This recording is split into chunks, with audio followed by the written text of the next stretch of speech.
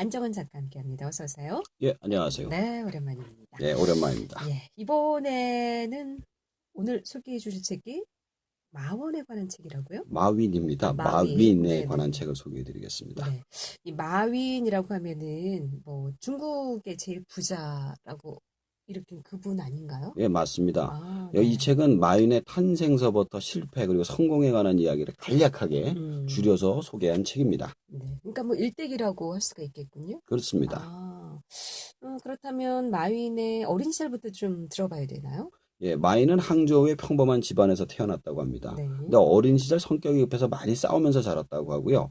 그중 이유가 한 가지가 키가 음, 작고 못생겨서 항상 놀림을 받다 보니 네. 욱해가지고 많이 싸웠다고 해요. 음, 그러나 성격이 화통하고 리더십이 있어서 친구들이 잘 따른 성격이었죠. 그리고 공부를 잘 못했다고 해요. 특히 수학 성적이 좋지 않아서 네. 대학교도 아니고 고등학교 시험에 떨어지는 불운을 맛보게 됩니다. 키가 작고 못생기고 여기에 공부도 못했는데 중국 제일의 부자가 됐다 이거죠. 정말 많은 사람들에게 희망이 될 것 같은 이야기인데 특히 공부를 못하는 우리 친구들에게 또 희망이 되지 않을까 싶나요? 고등학교에 떨어지고 나서 그럼 어떤 길을 갔을까요? 자, 이게 떨어지고 나서 포기하고 네. 취업 전선에 뛰어듭니다. 음, 일자리를 알아보려고 다니는데 앞에서 말한 것처럼 키가 작고 못생겨서 변변한 직업을 가지지 못하죠. 네. 그러던 중 소개를 통해서 잡지사에 취직을 해서 책을 가판대에 배달하는 업무를 시작합니다. 음, 그러던 중 류 랴오의 소설 인생이란 책을 보던 중 시련을 겪지 않고 무지개를 보려 하는가라는 글귀를 보고 네. 대학에 진학을 결심하게 됩니다. 그러나 역시 수학이 문제였죠. 그리고 세 번째 도전만에 수학이 80점이 커트라인이었는데 네. 79점을 받아서 떨어질 뻔하지만 꽈미달로 영어 교육학과에 붙게 됩니다. 음. 그리고 이 대학에서 배운 영어 교육이 그의 인생을 바꾸는데 결정적인 역할을 하죠. 어. 수학 점수는 네, 커트라인에도 못 미쳤지만 과 미달로 영어 교육 학과에 입학을 하게 됐는데 영어 교육과의 진학이 인생을 바꿨다? 좀 아이러니한데 어떻게 인생을 바뀌었을까요?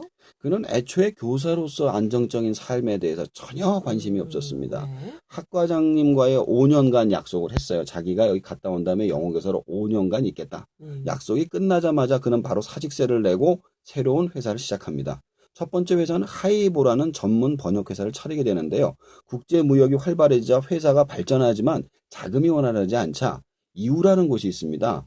거기서 음, 길거리 장사를 통해서 월급을 마련하기도 하고 미국에 갈 기회가 생긴 거예요. 영어 번역 때문에. 네. 그래서 VBN이라는 회사의 담당자를 만나서 인터넷이라고 불리우는 전혀 새로운 세상을 그곳에서 만나서 새로운 사업의 방향을 만들기 시작합니다. 그러니까 인터넷 사업을 시작했다는 얘기죠? 그렇습니다. 음, 당시에는 중국에서 인터넷의 개념은 고사하고요. 컴퓨터의 존재조차 사람들이 잘 모르고 있었던 시절이에요. 음, 근데 앞으로 인터넷 시대가 될 것이라고 생각한 마윈은 중국에 대한 정보를 제공하는 홈페이지 회사를 차리게 됩니다. 그 이름은 차이나페이지닷컴. 그리고 음, 사람들의 무지와 정보의 비협조 때문에 아무것도 할 수 없던 마윈에게 인터넷의 시대가 열리면서 사업이 궤도에 올라가게 되죠. 음. 그러나 그에게 상상치 못한 위기가 또 찾아오게 됩니다. 인터넷 사업에 있어서 위기가 찾아왔다는 얘기죠? 예, 그렇습니다. 어떤 위기가 찾아왔을까요? 당시 대규모 정부 지원 자금을 받는 항저우 텔레콤이 자신 등과 비슷한 홈페이지를 서비스를 시작하는데요. 네. 사이트 주소가 차이니즈페이지닷컴이에요. 음, 자기네께 차이나페이지닷컴인데 네. 거의 똑같은 이름으로 시장을 잠식하기 시작한 겁니다. 어, 결국 자금의 규모의 상대가 되지 못한 마이는 항저우 텔레콤한테 자기 회사를 팝니다. 아, 그리고 그들과 이견으로 그만두고 나오지만 또 새로운 사업을 시작을 하죠. 음. 그렇게 해서 만들어진 회사가 중국의 그 유명한 알리바바인가요? 예, 맞습니다. 어, 당시 일했던 직원 17명을 데리고 20평의 사무실에서 인터넷 상거래에서 알리바바를 설립하게 되는데요. 네. 이게 알리바바라는 이름도 굉장히 재미있어요. 음, 우선 인터넷 검색에서 가장 앞에 나오는 단어가 A잖아요. 네. 거기다가 전 세계 사람들이 모두 다 알고 있는 단어인 알리바바를 선택한 겁니다. 음, 게다가 열려라 참깨라는 단어를 통해서 느낌을 전달하기고자 아, 했다고 합니다. 알리바바의 주 고객은 고객 대 고객 C2C라고 표현하는데 네. C2C가 아니에요. 음, B2B라고 해서 회사 대 회사 사이트를 만들었어요. 아주 창의적인 아이디어겠지만 초창기에 뭐 누가 쓰겠어요. 모자라 투자를 받기 위해서 노력을 하다가 차이충신이라고 불리는 투자 유치 전문가를 채용하면서 일이 풀리기 시작합니다. 음, 그래서 대대적인 투자를 받게 된 계기가 일본의 소프트웨어 뱅크의 손정희 사장으로부터 투자를 받으면서 알리바바가 유명해지는데 일하다 재밌어요. 손정희 사장이 1년에 딱 한 회사에다 대규모 투자를 하는데 직접 네. 만나서 3,500만 달러를 주겠다는 거예요. 알리바바에. 그랬더니 네. 마윈이 필요 없다고. 음, 2천만 달러만 달라고 그러는 거예요. 그래서 음, 왜 그러냐 했더니 자기가 200만 달러까지는 굴려봤는데 네. 그 돈이 넘어가게 되면 자기가 못할 것 같다. 감당을 못할 못할 것 것 같다. 같다. 그래서 그거를 물리고 2천만 달러만 받아갔다는 그런 유명한 이야기가 있어요. 음, 그런데 이런 알리바바가 유명해지면서 전혀 다른 시련이 또 다가오게 되죠. 뭐 자금 압박인가요? 어떤 실현일까요? 경쟁이죠. 우선 아, 미래의 투자를 위해 세계 곳곳의 지점과 실리콘밸리의 연구소를 개설하게 되는데 미국의 이베이가 중국에 진출하면서 정말 많은 부분을 고전하게 됩니다. 특히 음, 이치넷이라고 불리는 중국의 유명 사이트를 이베이에서 인수하면서 알리바바는 거의 코너까지 몰리게 되죠. 음, 결국 자금난에 허덕이는 알리바바는 해외의 지점과 연구소를 모두 폐지하죠. 거기다가 중국 내 사스가 발생했었잖아요, 그때. 네, 근데 네. 알리바바 직원 중 한 명이 사스가 또 걸린 어, 겁니다. 그러면 그때 당시 빌딩을 통째로 폐쇄를 했어요. 그러니까 아, 한마디로 업무를 아예 할 수가 없는 상황이 된 음, 거죠. 결국 두 가지 위기가 다가오자 마이는 위기를 기회로 만드는 방법을 생각합니다. 일단 모든 직원을 자택근무를 시키면서 이베이에 반격할 수 있는 비밀 병기를 만들기 시작하죠. 굉장히 궁금하네요. 이베이에 반격할 수 있는 비밀 비용기 뭘까요? 타오바오라고 그러는 앞에 예, 알리바바는 B2B라고 그랬잖아요. 네. 이건 C2C입니다. 고객 대 고객 사이트를 아, 무상으로 한 겁니다.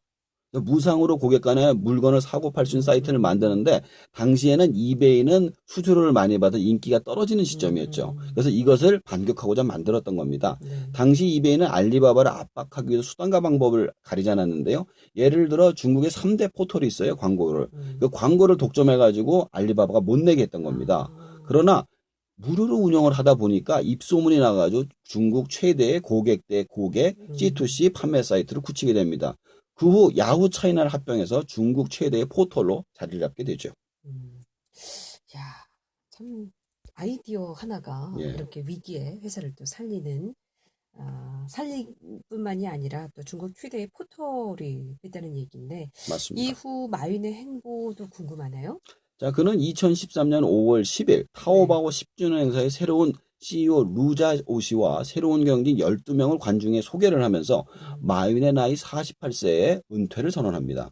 그러나 실질적으로 은퇴를 하지 않고 경영 일선에 지금도 뛰어다니고 있죠. 네. 그리고 2013년엔 이미 직원 수 2만 3천 명, 분기당 2억 7천만 달러를 버는 세계적 기업이 되었을 뿐만 아니라 네. 2014년 9월 19일에 미국 증시 상장을 통해서 기업 공개 규모 250억 달러의 거대한 기업으로 성장하게 됩니다. 그리고 자신은 세계 부호 15위로 세계적인 기부를 하는 사람으로 활동을 하고 있다고 합니다. 음.